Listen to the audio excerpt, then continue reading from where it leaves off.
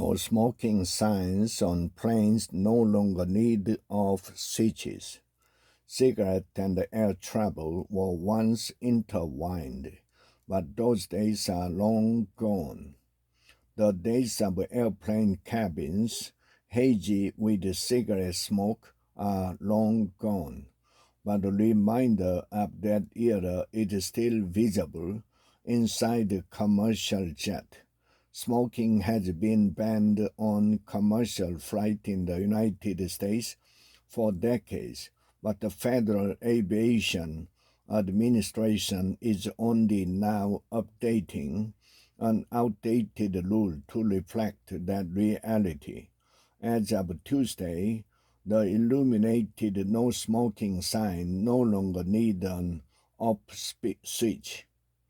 That obsolete requirement had become time-consuming and burdensome for airlines and airplane manufacturers to comply with, the FAA said in a rule enacting the change. In February, for example, United Airlines was briefly unable to use a handful of new Airbus planes because the no smoking signs on board couldn't be shut off, causing the airline to delay a few flights. The issue was resolved after the FAA granted United an exemption. Dozens of such exemptions have allowed that requirement to remain in place while the agency focused on more pressing matters. But the long life of the mandate also reflects how entangled smoking once was with commercial flight, which began in the 1910s. The rise of aviation literally parallels the rise of the cigarette, said Allen, the director of the University of Alabama Center for the Study of Tobacco and Society.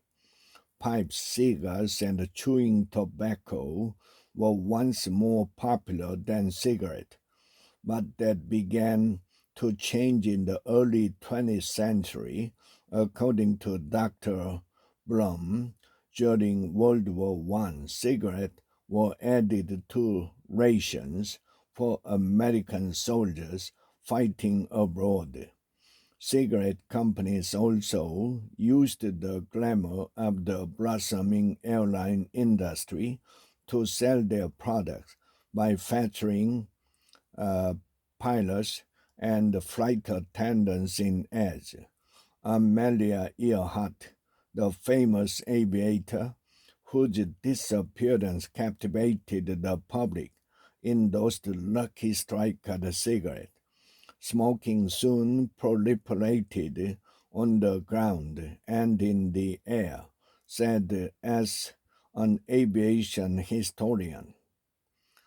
They even had smoking on board the Hindenburg, he said, referring to the airship that incinerated spectacularly in 1937 over New Jersey.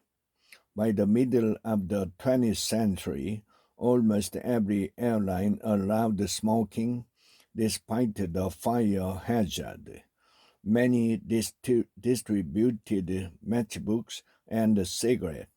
Ojak Airlines, a predecessor of American Airlines, offered Philip Morris cigarette. United served Chesterfield.